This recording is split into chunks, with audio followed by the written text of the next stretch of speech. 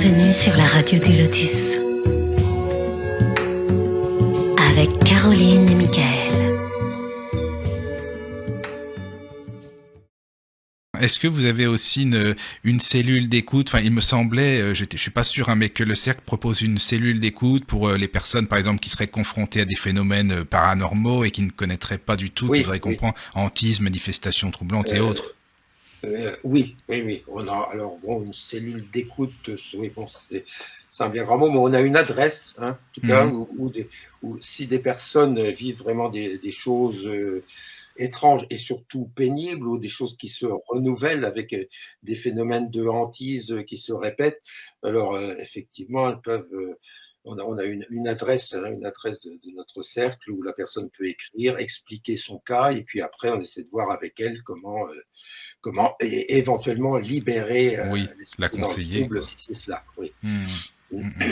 C'est pas évident quand elles expliquent de conseiller vraiment telle ou telle chose. Qu'est-ce que vous pourrez leur donner comme type de conseil, d'orientation, par exemple? Ça doit pas être simple. C'est bon, on a assez peu de demandes quand même. D'accord. Bon, c'est pas plus mal en même temps. Et puis on a, alors, sur certaines demandes, on a creusé la question, et très souvent, et ça arrive souvent malheureusement, on a vu pas mal de personnes qui très perturbées psychiquement et qui avaient tendance à attribuer leur malaise psychique à la présence d'un esprit après avoir lu des choses sur les manifestations des esprits, et on a vu ça assez souvent aussi.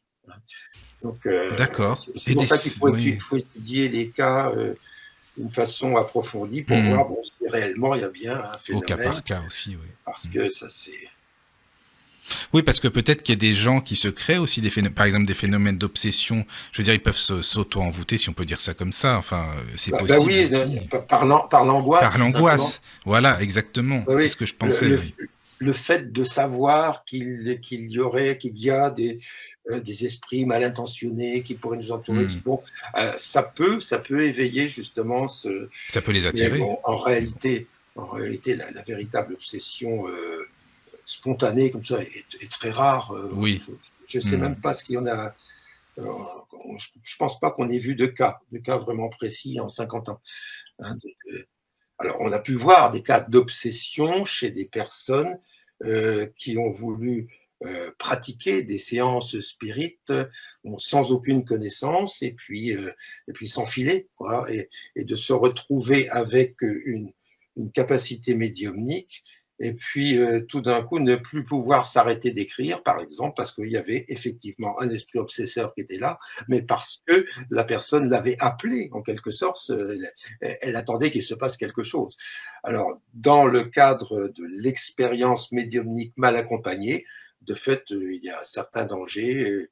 On l'a vu parfois, oui.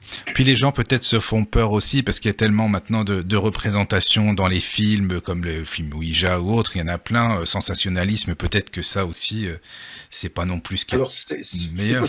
C'est possible, hein, je pense qu'il y a...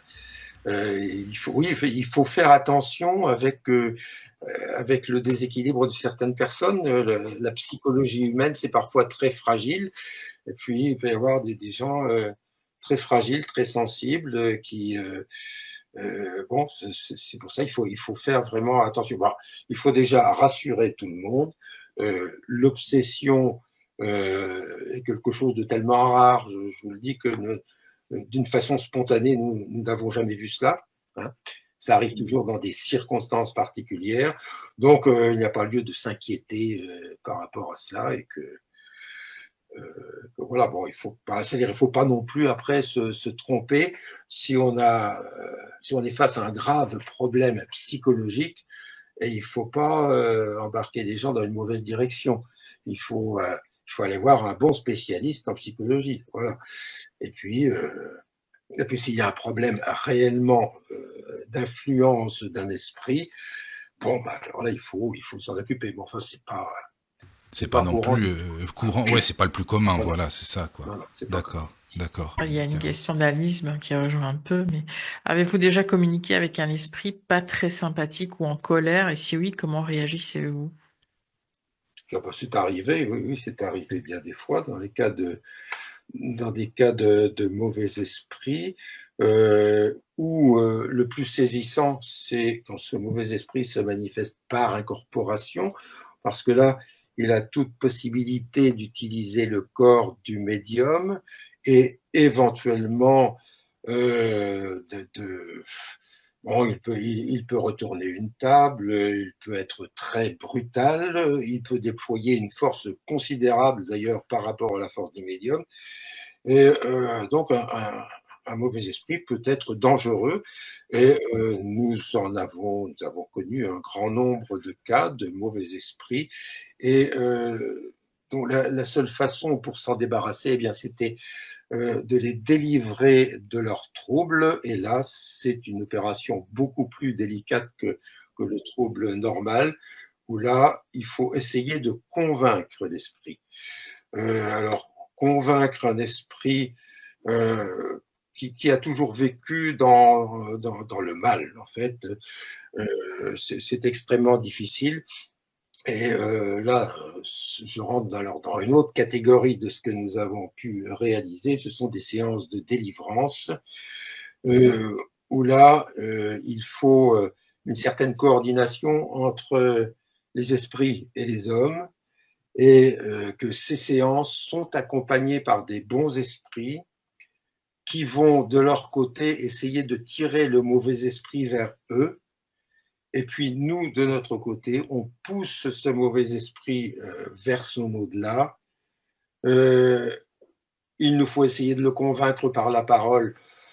On n'y arrive quasiment pas. Mais ensuite, le groupe spirit qui se trouve là à la séance va envoyer sa pensée à cet esprit va la ressentir très fortement, et à un moment n'en pourra plus, sera obligé de se laisser porter vers les bons esprits, vers l'autre monde. Et quand c'est réellement un mauvais esprit, ça se termine toujours par un « pardon, mon Dieu », d'une voix très forte et déchirante, où là, on sait que le mauvais esprit est passé. En fait, il se retrouve face à lui-même. Dans ce moment précis, on arrive à lui faire... il a une lueur de conscience où tout d'un coup, il commence à prendre conscience de tout le mal qu'il a fait. Et c'est le début de sa libération. Alors, voilà. Et on sait que... Alors ça fait partie de ce que l'on peut faire, de l'amour qu'on peut De donner aux l'amour, des esprits, soins, de oui, cette oui. relation entre les deux mondes. Et on doit... Alors bon, cette délivrance est un phénomène très peu courant dans les milieux spirites, dans la mesure où même les spirites ont peur des mauvais esprits. Alors bon, dans certains milieux, on préfère ne pas avoir affaire à un mauvais esprit parce que bon, ça va être quand même difficile à gérer, quoi. Alors sans doute certains groupes le font, hein, mais pas, mais c'est pas très répandu.